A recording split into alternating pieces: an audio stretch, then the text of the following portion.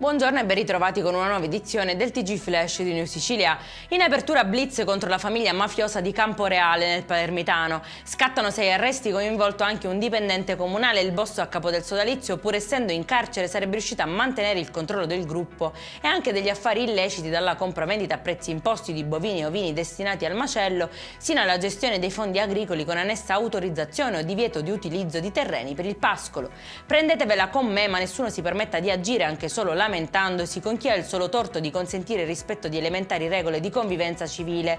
Questo quanto scrive il sindaco di Catania sul caso del vigile urbano che ieri pomeriggio si è accasciato per terra colto da un infarto al miocardio dopo aver multato delle vetture in sosta in via Gabriele D'Annunzio, mentre gli automobilisti indisciplinati protestavano. Adesso combatte la sua battaglia per rimanere in vita al Cannizzaro.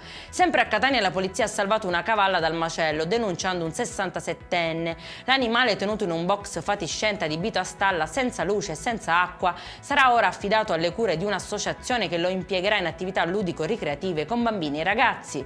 Chiusa la discarica di Lentini nel Siracusano, con conseguente blocco dei conferimenti dei rifiuti indifferenziati provenienti da circa 200 comuni dell'isola. A lanciare l'allarme il sindaco di Mister Bianco Marco Corsaro, membro anche del Consiglio nazionale e del direttivo siciliano di ANCI.